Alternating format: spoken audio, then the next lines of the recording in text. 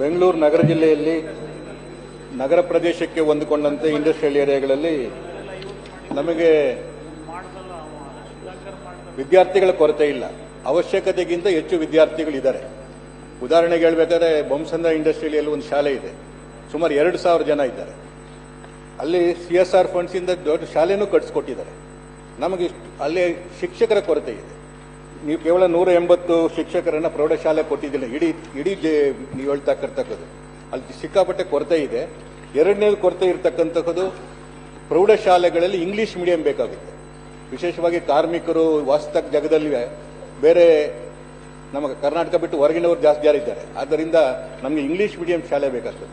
ನಿಮ್ಗೆ ಉದಾಹರಣೆಗೆ ಹೇಳಬೇಕಾದ್ರೆ ಆನೇಕಲ್ ತಾಲೂಕಿನಲ್ಲಿ ಒಂದೇ ಒಂದು PU ಕಾಲೇಜ್ ಇದೆ.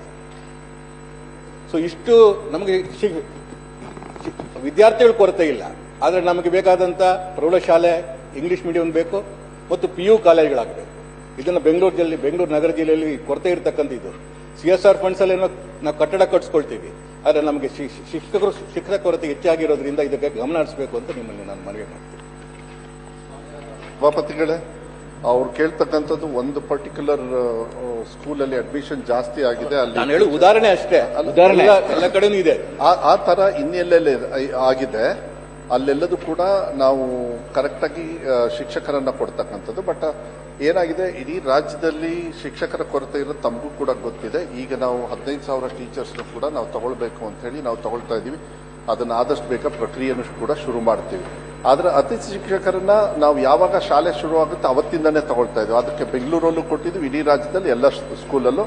But that is not a permanent solution. ಅದನ್ನು ಕೂಡ ನಾನು ಒಪ್ತೀನಿ, ನಾನು ಇಲ್ಲ ಅಂತ ಹೇಳ. ಬಟ್ ಟೆಂಪ್ರವರಿಗೆ ನಾವು ಮಾಡಲೇಬೇಕು. ಇಲ್ಲಾಂದ್ರೆ ಕಲಿಕೆಗೆ ಗುಣಮಟ್ಟ ನಾವು ಹಂತವಾಗಿ ಗೆಸ್ಟ್ ಟೀಚರ್ಸ್ನು ಕೊಡೋದನ್ನ ಏನಾದ್ರು ಸ್ಲೋ ಮಾಡಿಬಿಟ್ರೆ ಬಹಳ ಕಷ್ಟ ಆಗ್ತದೆ. ಆದ್ರೆ ತಾವೇನು ಈ ಪರ್ಟಿಕ್ಯುಲರ್ ಶಾಲೆ ಮತ್ತೆ ಬೇರೆ ಕಡೆನೂ ಕೂಡ ಈ ತರ ಸಂಖ್ಯೆ ಇಂಗ್ಲಿಷ್ ಮೀಡಿಯಂ ಸ್ಕೂಲ್ ಅದು ಹೇಳ್ತೀನಿ. ಅಡ್ಮಿಷನ್ ಜಾಸ್ತಿ ಆಗಿ ಅಲ್ಲಿ ಶಿಕ್ಷಕರ ಕೊರತೆ ಇದೆ ಅಂತ ಹೇಳಿದ್ರೆ ಅದನ್ನ ಮತ್ತೆ ನಾ ಚೆಕ್ ಮಾಡಿಸ್ತೀನಿ. ಕೆಲವು ಕಡೆಗೆ ಅಡ್ಮಿಷನ್ ವಾತಾವರಣ ಸ್ವಲ್ಪ ತೃಪ್ತಿಕರವಾಗಿರ್ತಕ್ಕಂಥ ಶುರು ಆಗ್ತಾ ಇದೆ, ಇಲ್ಲ ಅಂತ ಹೇಳಲ್ಲ, ಸಂಪೂರ್ಣವಾಗಿ ಆಗಿಲ್ಲ. ಒಂದು ಕಡೆಗೆ ಒಂದು ವಿಶ್ವಾಸ ಬರ್ತಾ ಇದೆ. ಅದ್ರ ಜೊತೆಗೆ ಏನು ನೀವು ಆಂಗ್ಲ ಮಾಧ್ಯಮವನ್ನ ತಾವು ಕೇಳ್ತಾ ಇದ್ದೀರಿ, ಅಲ್ಲಿ ಬೇಕು ಅಂತ ಹೇಳಿ ಇಡೀ ರಾಜ್ಯದಲ್ಲಿ ಹೋದ್ಸತಿ ನಾವು 4,000 ಇಂಗ್ಲಿಷ್ ಮೀಡಿಯಂ ಕೂಡ ಕೊಟ್ಟಿದ್ವಿ. ಕನ್ನಡ ಮೀಡಿಯಂ ಕಂಟಿನ್ಯೂ ಆಗೋದು ಇರುತ್ತೆ. ಡಿಮಾಂಡ್ ಜಾಸ್ತಿ ಇತ್ತು, LKGಗೂ ಇತ್ತು ಮತ್ತೆ ಇಂಗ್ಲಿಷ್ ಮಾಧ್ಯಮದಲ್ಲೂ ಇತ್ತು. ಕೆಲವು ಜಿಲ್ಲೆಗಳಲ್ಲಿ ನಾವು ಎಲ್ಲ ಕಡೆನೂ ಕೂಡ ಇಂಗ್ಲಿಷ್ ಮಾಧ್ಯಮ ತುಂಬಾ ಡಿಮಾಂಡ್ ಆಗ್ತಾ ಇದೆ ಸಭಾಪತಿಗಳೇ, ಅಲ್ಲೂ ಕೂಡ ಕೊಡ್ತೀವಿ.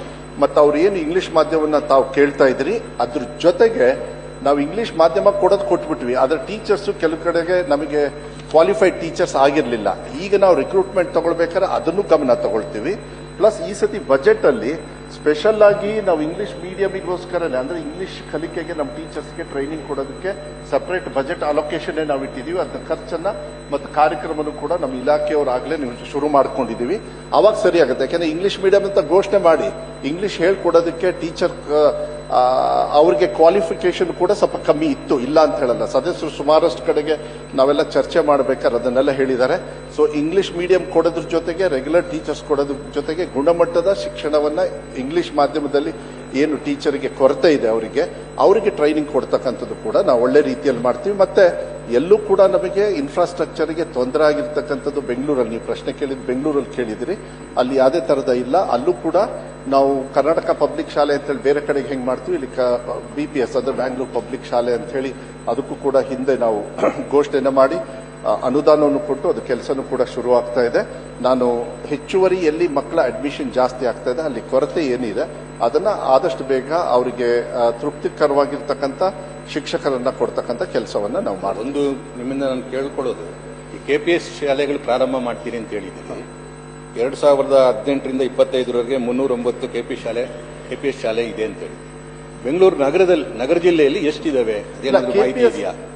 ಅಥವಾ ಮತ್ತು ಎಷ್ಟು ಪ್ರಾರಂಭ ಮಾಡಬೇಕನ್ನೋದೇನಾದ್ರೂ ಬೆಂಗಳೂರು ಸಂಬಂಧಪಟ್ಟಾಗ ಮಾತ್ರ ಕೇಳ್ತಾ ಇದ್ದೀನಿ. ಕರ್ನಾಟಕ ಪಬ್ಲಿಕ್ ಶಾಲೆ ಅಂದ್ರೆ ಗ್ರಾಮೀಣ ಭಾಗಕ್ಕೆ ಮಾತ್ರ ಇರ್ತದೆ.